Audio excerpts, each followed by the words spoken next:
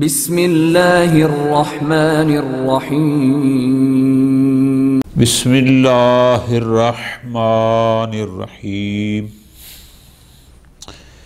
شرائط صحت الصوم یشترط فی صحت الصوم الاسلام والعقل والخلو من الحیض والنفاس الی آخرہ۔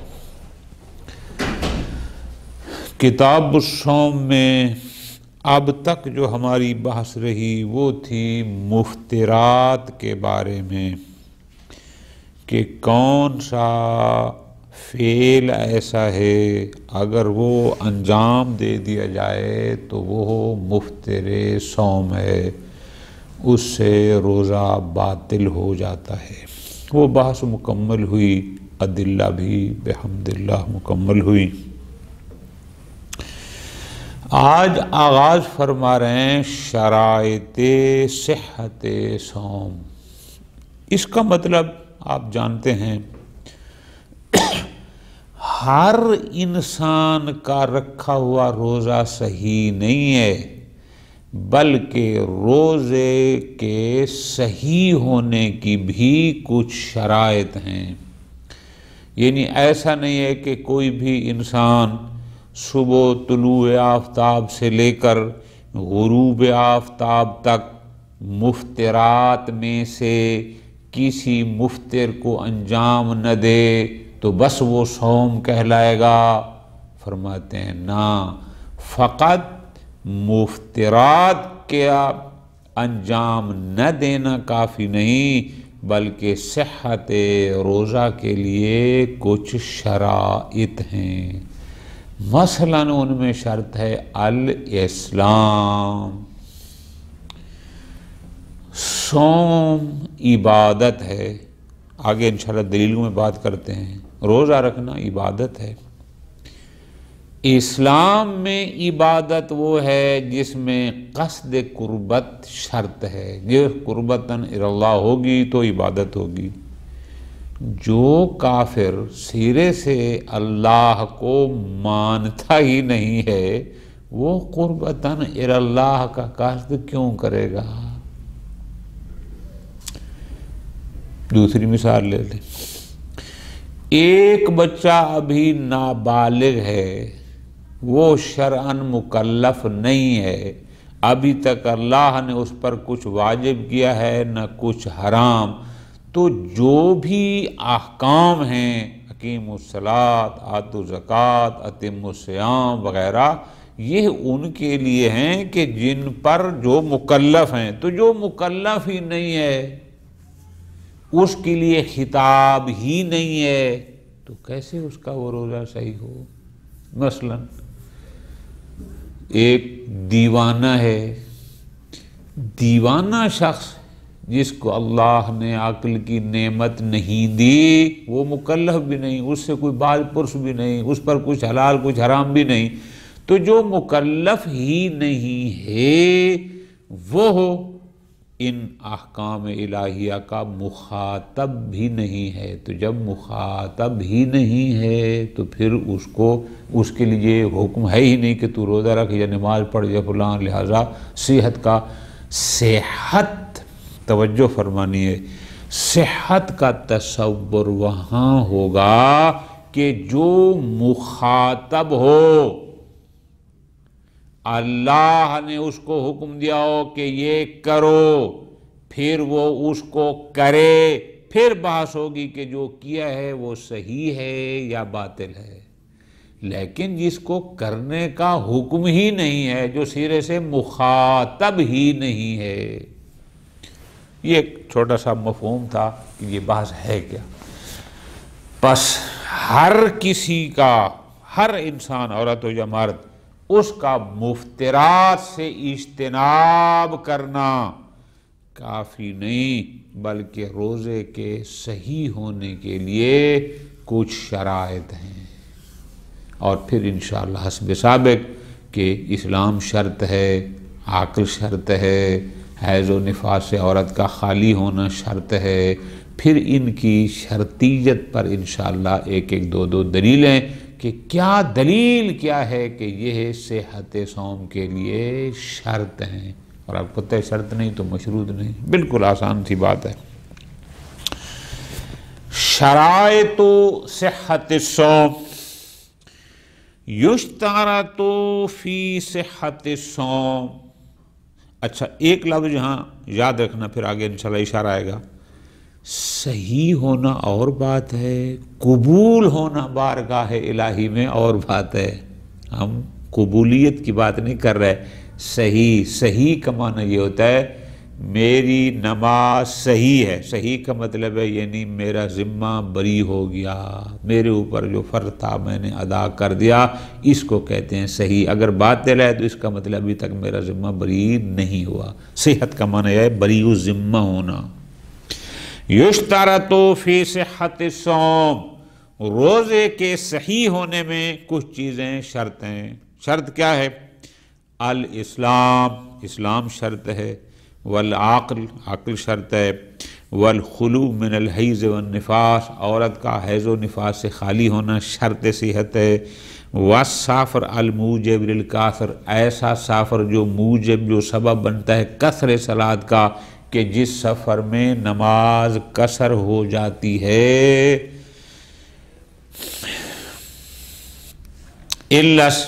اس سے خالی ہونا، یعنی ایسا سفر نہ ہو جو جہاں نماز قصر ہے روزہ بھی قصر ہے۔ الا السافر مال جہل، ہاں اگر وہ بیچارہ سفر میں ہے جو موجب قصر ہے لیکن وہ جاہل ہے، جاہل بالحکم ہے، یہ جاہل بفروعات ہے، انشاءاللہ آگے آئے گا۔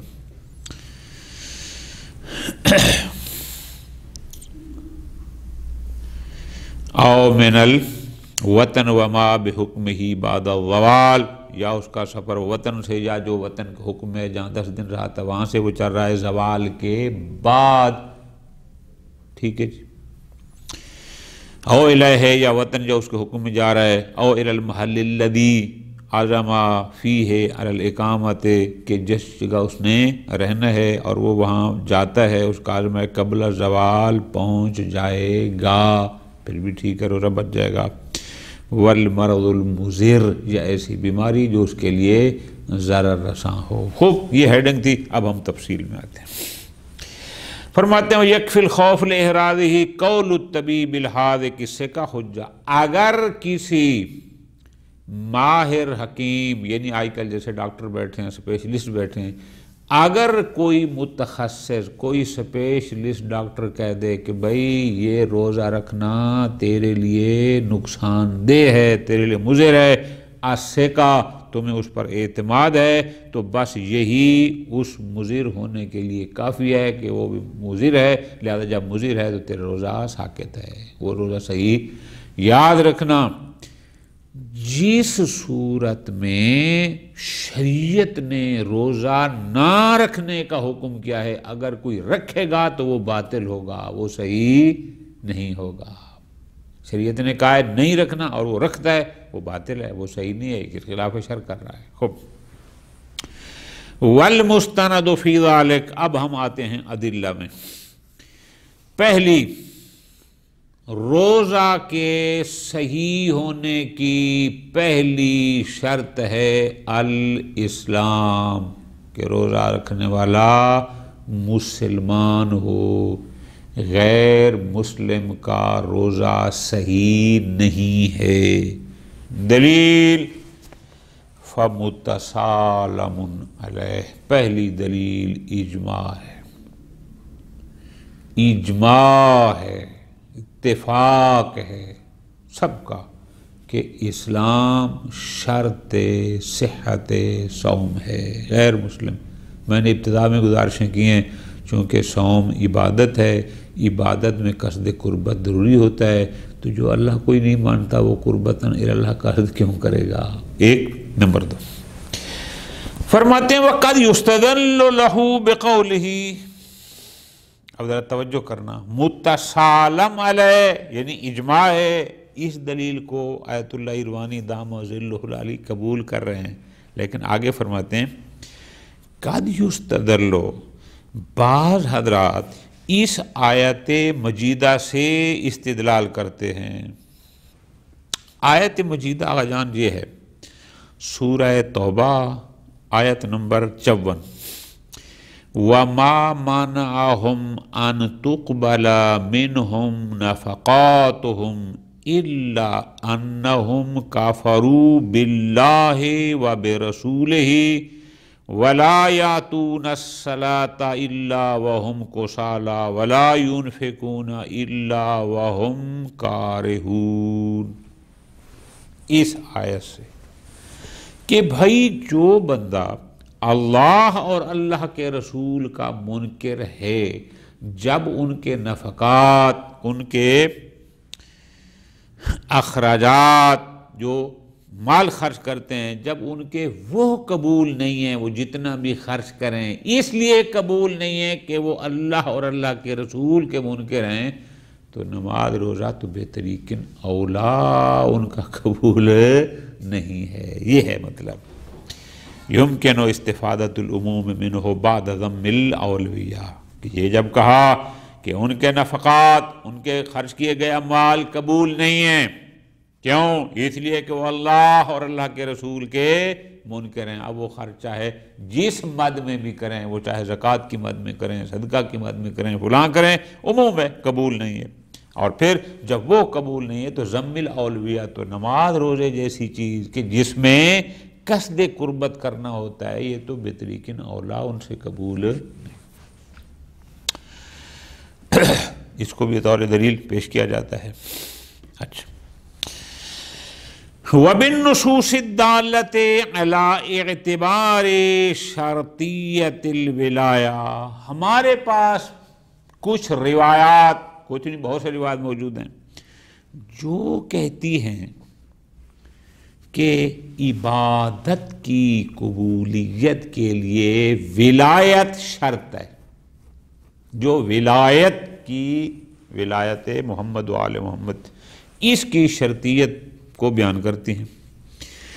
المفقودۃ لدى الکافر، کافر کے پاس تو وہ ولایت نہیں آ سکتی. ظاہر ہے جو اللہ کو نہیں مانتا وہ اس کے رسول کو کیوں مانے گا، جو رسول کو نہیں مانتا وہ آگے ائمہ کو کیسے مانے گا. تو ہمارے پاس نصوص موجود ہیں جو کہتی ہیں کہ قبولیت کے لیے ولایت شرط ہے، اور وہ ولایت کافر میں مفقود ہے، اس میں تو ہے نہیں. بس اس کا مطلب یہ ہوا کہ روزہ بھی اس کا قبول نہیں. کصحیحۃ عبد الحمید بن ابی الاعلیٰ عن ابی عبداللہ علیہ السلام. یہ جو آگے یہ جو آگے بیان فرمایا یہ روایت کا ٹکڑا ہے. میں نے اس میں دیکھا ہے پوری تفصیل کہ عبد الحمید بن ابی الاعلیٰ کہتا ہے کہ میں ایک دن مسجد الحرام میں گیا تاکہ امام جعفر صادق علیہ السلام کی زیارت کر سکوں. میں گیا تو امام سجدہ میں تھے، امام کا غلام بیٹھا تھا. تو میں نے اس سے پوچھا کہ امام کب تک سجدہ کریں گے، جب سے اس نے کہا جب ابھی دیر ہے. تو میں نے بھی کچھ نوافل پڑھے، کچھ یہ کرے. بہرحال سجدہ لمبا ہو گیا. میں اور امام کے غلام نے آپس میں کچھ باتیں کی، امام نے سنی. امام نے سجدے سر اٹھایا، السلام علیکم، خوب ہوا، جواب سلام ملا. کچھ لوگوں کا پیچھے سے شور آ رہا تھا. پوچھا کہ یہ کون ہے؟ انہوں نے کہا یہ فلاں فرقہ مرجئہ ہے، یہ معتزلہ ہیں، فلان فلان. یہ عبد الحمید کہتا ہے کہ مجھے امام نے فرمایا یہ سارے لوگ میرا ارادہ رکھتے ہیں اور تو میرے ساتھ چل. بہرحال جب امام کھڑے ہوئے تھے، امام نے ان کو کہا کہ میں جا رہا ہوں. جو بھی اس میں ہوا حدیث میں تفصیل موجود ہے. اللہ اکبر. امام کو کہتے ہیں مجھے لے کر چل پڑے. پھر امام نے آگے فرمایا، پہلا حصہ اس میں نہیں ہے. امام نے فرمایا کہ جیسے شیطان نے اللہ کا حکم مان کر جناب آدم کی طرف سجدہ نہ کیا، اب وہ ساری زندگی نمازیں پڑھتا رہے، عبادات جو بھی کرتا رہے، اللہ قبول نہیں فرمائے گا جب تک وہ سجدہ نہ کرے جس کا اس نے حکم دیا تھا. پہلے یہ حصہ بیان کیا، آگے فرمایا وَكَذَلِكَ، اور اسی طرح، یعنی اس کو بیان کر کے آگے فرمایا اسی طرح وَكَذَلِكَ هَذِهِ الْأُمَّةُ الْآسِيَةُ، یہ امت گناہگار، المفتونۃ بعد نبیہا، جو اپنے نبی صلی اللہ علیہ وآلہ وسلم کے بعد امتحان میں پڑی ہوئی ہے، وَبَعْدَ تَرْكِهِمُ الْإِمَامَ، اور یہ امت جس نے اس امام کو چھوڑ دیا، ترک کر دیا، الذی نسبہ نبیہم، جن کو ان کے نبی صلی اللہ علیہ وسلم نے منسوب کیا تھا، معین فرمایا تھا۔ پھر کیا ہے؟ فَلَن يَقْبَلَ اللَّهُ لَهُمْ عَمَلًا، اللہ ان کا کوئی عمل قبول نہیں کرتا۔ لَن يَرْفَعَ لَهُمْ حَسَنَةً، ان کی کوئی نیکی اپنے ہاں محفوظ نہیں کرتا۔ حَتَّى يَأْتُوا اللَّهَ مِنْ حَيْثُ أَمَرَهُمْ، جب تک کہ یہ در الہی پر وہاں سے نہ آئیں جہاں سے آنے کا اللہ نے ان کو حکم کیا۔ وَيَتَوَلُّ الْإِمَامُ الَّذِي أُمِرُوا بِوِلَایَتِهِ، اور اس امام سے متمسک نہ ہوں جس کی ولایت کا ان کو حکم دیا گیا۔ وَيَدْخُلُوا مِنَ الْبَابِ، اور اس دروازے میں جب تک داخل نہ ہوں، الَّذِي فَتَحَهُ اللَّهُ وَرَسُولُهُ لَهُمْ، کہ جو ان کے لیے اللہ نے اور اللہ کے رسول نے کھولا تھا، تب تک ان کی کوئی عبادت قبول نہیں۔ نقطہ سمجھ آ رہا ہے؟ اچھا، بس منہ یتضح اعتبار شرطیت الایمان ایضاً، تو اس کا مطلب ہے صرف اسلام کافی نہیں۔ اس سے تو یہ لگتا ہے کہ فقط اسلام کافی نہیں بلکہ ایمان بھی شرط ہے۔ ظاہر نص قرآنی موجود ہے کہ اسلام اور ایمان، یعنی ایسا نہیں ہے کہ ہر مسلمان مومن ہو، اسلام کے بعد اگلا مرحلہ ہوتا ہے ایمان کا۔ خوب،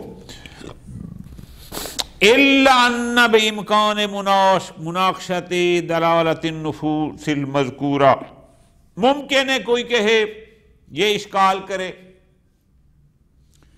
کہ جناب یہ جو روایت جن میں ولایت کو شرط قرار دیا گیا ہے، یہ ہمارے محل بحث سے مربوط نہیں ہیں۔ وہ کیسے جی؟ ہمارا محل بحث ہے عبادت کی صحت اور عدم صحت، کہ روزہ صحیح یا روزہ فاسد۔ آپ جو دلیل جو حدیث پیش کر رہے ہیں یہ صحت کی بات نہیں کر رہی، یہ قبولیت کی کر رہی ہے۔ قبولیت اور شے ہے، صحت اور شے ہے۔ صحیح ہے عبادت، صحیح کا مطلب ہے اس کا ذمہ بری ہو گیا، لیکن قبول ہے کہ اللہ نے اس قبول کر لیا، یہ اور مرحلہ ہے۔ یہ روایات قبولیت کی بات کر رہی ہیں، صحت کی بات۔ ممکن ہے کوئی اشکال کرے کیا کہ مناقشت و دلالت النصوص المذکورۃ کیا بکونھا ناظرۃ الی مرحلۃ القبول، بھائی یہ روایات مرحلہ قبولیت کی بات کر رہی ہیں کہ اللہ ان کے کسی عمل کو قبول نہیں کرے گا جب تک کہ یہ اس کی ولایت کے قائل نہ ہوں جس کا حکم دیا۔ یہ بات قبولیت کی ہے۔ التی ہی مغایرۃ لمرحلۃ صحت العمل، مرحلہ قبولیت مرحلہ صحت عمل سے جدا ہے۔ پہلا مرحلہ ہوتا ہے کہ یہ عمل صحیح ہے، اگلا مرحلہ ہوگا کہ پھر یہ قبول ہے، کیونکہ جو ہے ہی باطل اور فاسد وہاں قبولیت کا تصور ہی نہیں ہے۔ صحت عمل کا مطلب ہوتا ہے بمعنی فراغ ذمت من، کہ یہ عمل صحیح ہے۔ صحیح کا مطلب ہے کہ اس انجام دینے والے کا ذمہ بری ہو گیا، یعنی اب اس نے دوبارہ کرنا۔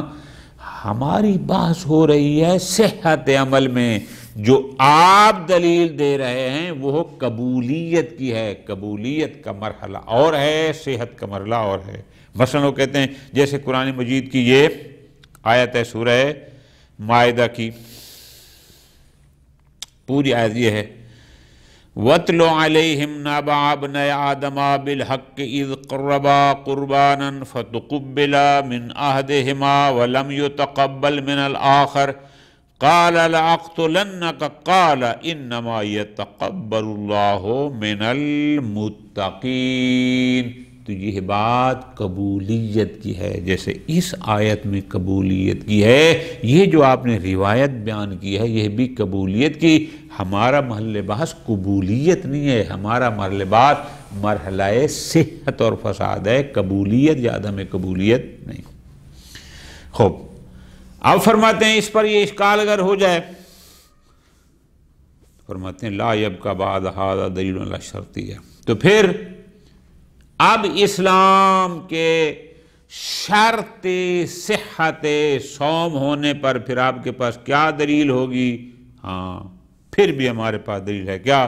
سوات تفعلم القطعی، ایک تو ہی اجماع قطعی موجود ہے، وہ بھی دلیل ہے، اور دوسرا مضاف الی عدم تعطنیت القربت من بعض افراد الکافر، چونکہ بعض کفار سے قصد قربت ممکن ہی نہیں ہے، اور جہاں قصد قربت نہیں وہ عبادت نہیں، جبکہ صوم عبادت ہے، لہٰذا اسلام کی شرطیت پر پھر بھی ہمارے پاس دلیلیں موجود ہیں۔ ٹھیک ہو گیا، ختم۔ صحت صوم کی دوسری شرط وہ کیا ہے جی؟ اما شرطیت العقل، صحت صوم کے لیے عقل شرط ہے۔ دلیل فرماتے ہیں فَلِعَدَمِ تَعَتِّ النِّيَّةِ بِدُونِهِ، نیت کا معنی ہوتا ہے قصد، جس کا عقل ہی نہیں ہے وہ قصد کیا کرے گا؟ عقل کے بغیر نیت ہو نہیں سکتی، قصد ہو ہی نہیں سکتی۔ ٹھیک ہے جی۔ دوسرا عَلَىٰ أَنَّ الْخِطَابَ بِالتَّکْلِیف، دوسرا خطابات الہی کہ اقیموا الصلاۃ آتوا الزکوٰۃ کتب علیکم الصیام وغیرہ وغیرہ، جتنے بھی خطابات ہیں، اذا لم یکن شاملا للمجنون، یہ مجنون کو شامل نہیں ہے چونکہ وہ نعمت عقل سے محروم ہے، تو جب سرے سے وہ مخاطب کا مخاطب ہی نہیں ہے، فَلَا يَبْقَى بَعْدَ ذَلِكَ دَلِيلٌ عَلَى الصِّحَّةِ، تو پھر اس کے کسی فعل کے بارے میں کہنا کہ یہ صحیح ہے یہ فاسد ہے کوئی بات بنتی نہیں، اس لیے اس کو حکم ہی نہیں ہے روزہ رکھنے کا، تو پھر اس کے روزے کی صحت اور فساد کی کوئی بات ہی نہیں ہے، اس لیے کہ عقل نہیں ہے تو قصد نہیں ہے، قصد نہیں ہے تو پھر عبادت نہیں ہے، اور وہ مخاطب بھی نہیں ہے سرے سے، اس کو حکم ہی اللہ نے نہیں دیا روزہ رکھنے کا، تو وہاں صحت اور فساد کا کوئی تصور ہی نہیں۔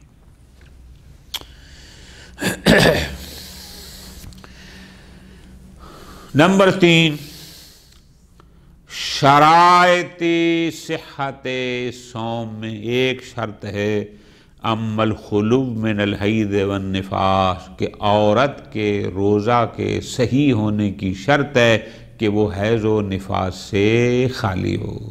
ٹھیک، دلیل یہ ہے لصحیحۃ العیس ابن القاسم، روایت صحیح ہے بلحاظ سند، کہتا ہے سألت ابا عبداللہ علیہ السلام، میں نے امام جعفر صادق علیہ السلام سے سوال کیا، عن امرات، ایک خاتون کے بارے میں، تطمس فی شہر رمضان، التامس، المانی میں دیکھیں التامس اس کا لغوی معنی ہے دم الحیض، تامست المرأۃ یعنی حاضت المرأۃ، التامس کہتے ہیں حیض کو، تامست یعنی حاضت، اس کا ترجمہ ہے۔ خوب، ایک خاتون ہے تطمس فی شہر رمضان، جو ماہ مبارک حائضہ ہو جاتی ہے، قبل ان تغیب الشمس، بیچارے روزے دار بھی تھی اور ابھی تک سورج غروب بھی نہیں ہوا تھا، قال، امام نے فرمایا، تفطر حین تطمس، جو ہی وہ حائضہ ہو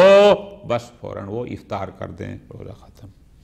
اس طرح ایک اور روایت صحیح ہے عبد الرحمن بن حجاج کی، وہ کہتے ہیں سألت ابا الحسن، میں نے امام موسیٰ کاظم علیہ السلام سے سوال کیا، عن المرأۃ، ایک خاتون ہے، تالد بعد العصر، کہ جو عصر کے بعد بچہ جنتی ہے، جس کے ہاں ولادت ہوتی ہے بچے کی عصر کے بعد، غروب سے پہلے عصر کے بعد، اتتم ذلک اليوم ام تفطر، کیا اس دن کا روزہ وہ پورا کرے یا اس کو ختم کر دے؟ امام نے فرمایا تفطر، اس کو ختم کر دے، وَتَقْضِي ذَلِكَ الْيَوْمَ، اور بعد میں اس کی قضا کرے۔ ٹھیک ہو گیا۔ دو روایتیں جو بلحاظ سند صحیحہ تھیں، ان سے یہ ثابت ہو گیا، پہلی سے کہ عورت کا حیض سے پاک ہونا، اور دوسری روایت ثابت ہوا کہ نفاس سے خالی ہونا شرط صحت صوم ہے۔ یہ بات یہاں ختم۔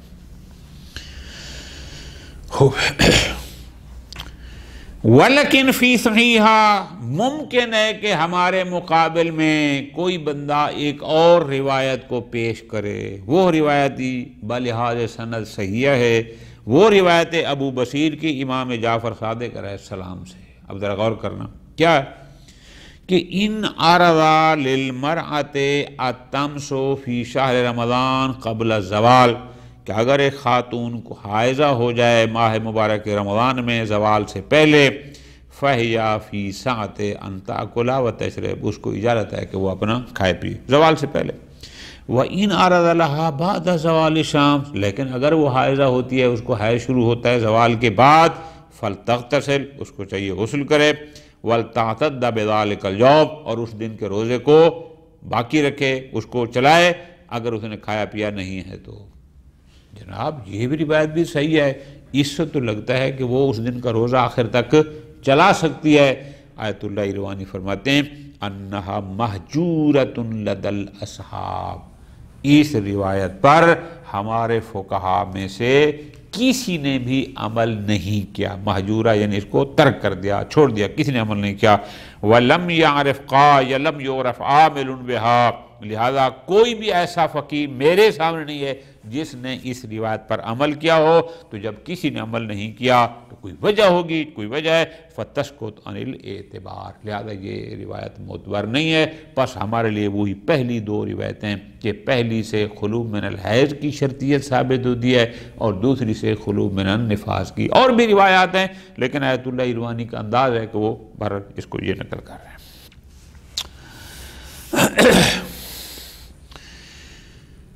وَأَمَّا شَرْطِيَّةُ عَدَمِ السَّفَرِ، صحت صوم کے لیے شرط ہے کہ انسان سفر میں نہ ہو۔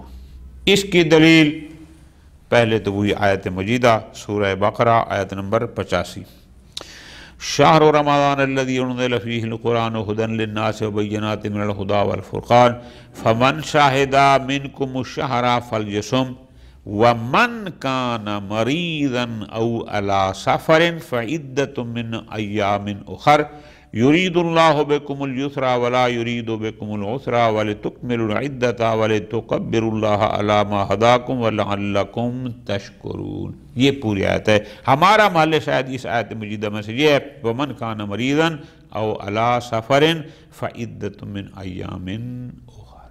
ایک تو یہ آیت مجیدہ آگئی واضح کہ سفر میں روزہ نہیں۔ دوسرا روایت موثقہ ہے سماع کی، سألتہ، اب اس میں اضمار ہے، مسئول عن کا ذکر نہیں ہے۔ فرماتے ہیں سألتہ، جناب موثق کہتے ہیں میں نے ان سے سوال کی عرض کیا عن الصیام فی السفر، کہ جناب سفر میں روزے کے بارے میں کیا حکم ہے؟ قال لا صیام فی السفر، سفر میں روزہ نہیں ہوتا۔ قد صام ناس علی عہد رسول اللہ صلی اللہ علیہ وسلم، پیغمبر کے زمانے میں کچھ لوگوں نے حالت سفر میں روزے رکھے تھے، فسماہم العصاۃ، پیغمبر نے کہا کہ یہ لوگ عاصی ہیں، نافرمان ہیں، کہ جب اللہ نے روزے حالت سفر میں نہ رکھنے کا حکم کیا، انہوں نے رکھے لہذا یہ عاصی ہیں۔ پس حدیث میں ہے کہ امام نے فرمایا فلا صیام فی السفر، سفر میں روزے رکھنا صحیح نہیں، الا الصلاۃ، سوائے ان تین کے۔ وہ جو بندہ حج پر جاتا ہے قربانی کرنا واجب ہوتا ہے، احکام حج میں آپ نے پڑھا، اور وہاں پر اگر اس کے پاس قربانی کی طاقت نہیں ہوتی یا کوئی اور مسائل ہیں تو اس پر قربانی کے بدلے میں 10 روزے رکھنے ہوتے ہیں، 10 میں سے 3 وہیں رکھتا ہے اور 7 وطن واپس آ کر، تو وہ 3 اگرچہ سفر میں ہیں لیکن پھر بھی اس کی اجازت ہے کہ وہاں رکھ سکتا ہے، ان کے علاوہ سفر میں روزے رکھنے کی کوئی اجازت نہیں۔ جناب ایک سوال ہے، سوال کیا کہ سما کہتا ہے سألتہو، مسئول ان کا ذکر نہیں ہے، کس سے سوال کیا؟ اضمار ہے. آپ اس کو کیسے دلیل بنائیں گے؟ جواب لا يضر الاضمار بالصحیحہ بعدما کان المزمر من اجلاء الاصحاب. ٹھیک ہے جہاں اضمار ہو، ہر جگہ اضمار قابل اعتبار نہیں ہوتا، لیکن اگر مزمر بزرگوں یعنی بزرگان میں سے ہو، ایسے روات میں سے ہو کہ جو غیر امام سے سوال کرتے ہی نہیں، ان کی یہ شان ہی نہیں، زرارہ جیسی شخصیات یا مثلاً ابو بصیر جیسی شخصیات یا سما، تو فرماتے ہیں بے شک جہاں اضمار ہو بھی صحیح تو یہ قابل قبول ہے، چونکہ علم ہے کہ یہ لوگ غیر امام سے سوال کرتے ہی نہیں ہیں، اور جو نقل کرتے ہیں وہ معصوم سے پوچھ کر، لہذا وہ ہمیں کوئی مشکل نہیں. اما اعتبار ایجاب سفر القاصر، آپ نے کہا کہ جناب وہ سفر جو موجب قاصر ہو، جس سفر میں نماز قصر ہوگی اس میں روزہ قصر ہوگا. دلیل فرماتے ہیں روایت صحیحہ موجود ہے معاویہ بن وہب کی عن ابی عبداللہ امام جعفر صادق علیہ السلام سے، امام نے فرمایا اذا قصرت افطرت اذا افطرت قصرت، کہ جب تو نماز قصر پڑھ تو روزے کو بھی افطار کر دے، اگر روزہ افطار کر تو نماز بھی قصر. مراد کیا ہے؟ جہاں نماز قصر وہاں روزہ بھی قصر، جہاں نماز روزہ قصر وہاں نماز بھی قصر. روایت صحیح موجود ہے، دلیل ہے. اما استثناء المسافر الجاہل بدون افطار، آپ نے یہ کہا ہے مگر یہ کہ وہ مسافر جاہل ہو. اگر ایک مسافر نے سفر میں روزہ رکھا اور وہ جاہل تھا اس سے کہ میرے اوپر تو افطار لازم ہے، یہاں تو روزہ نہیں رکھنا، لیکن جاہل تھا رکھ لیا، تو آپ نے کہا پھر کوئی حرج نہیں ہے. مسافر جاہل کا استثناء. دلیل فرماتے ہیں دلیل موجود ہے، دلیل یہ ہے فالصحیحۃ، روایت صحیح ہے عیسی ابن قاسم عن ابی عبداللہ امام جعفر صادق علیہ السلام سے، امام نے فرمایا من ساما فی السفر بجہالتہ لم یقضی، کہ جو بندہ سفر میں اپنی جہالت کی بنیاد پر روزہ رکھ لے اس پر قضا نہیں ہے. اب ہو سکتا ہے کہ وہ جاہل بالحکم ہو، اس کو یہ بھی پتہ نہ ہو کہ سفر میں روزہ قصر ہوتا ہے، یا مثلا وہ کسی فرض، یہ تو پتہ ہے کہ اگر پتہ ہے کہ جناب وہ روزہ نہیں رکھنا ہوتا، لیکن اس کو کسی جزئی چیزوں کا پتہ نہ ہو کہ میں زوال سے پہلے نکلا ہوں بعد میں نکلا ہوں الی آخرہ. فرماتے ہیں وَإِطْلَاقُهَا یشمل الجاہل. اب امام نے فرمایا کہ جو بے جہالت ہی روزہ رکھتا ہے قضا نہیں ہے. اب یہ اطلاق شامل ہے چاہے وہ اصل حکم کو جاہل ہو، یعنی اس کو پتہ ہی نہ ہو کہ سفر میں روزہ نہیں رکھنا ہوتا، او ببعض الخصوصیات، یا اصل حکم کا تو پتہ تھا لیکن اس کی جزیات کے حوالے سے اس کو پتہ نہیں تھا. مثلا کلزوم الافطار علی من سافر قبل الزوال وعاد، مثلا یہ جز کہ جو بندہ زوال سے پہلے سفر پر جائے اور زوال کے بعد واپس آئے اس کا روزہ نہیں ہوتا، اس کو اس جز کا پتہ نہیں تھا مثلا، تو اس نے روزہ رکھا رہا کہ میں تو شام کو واپس آ جاؤں گا. تو فرماتے ہیں یہ بھی جاہل بھی سفر ہے، لہذا اس کا روزہ بھی صحیح ہے. باقی انشاءاللہ پھر اگلے درس میں. صلی اللہ علیہ محمد وعلی محمد.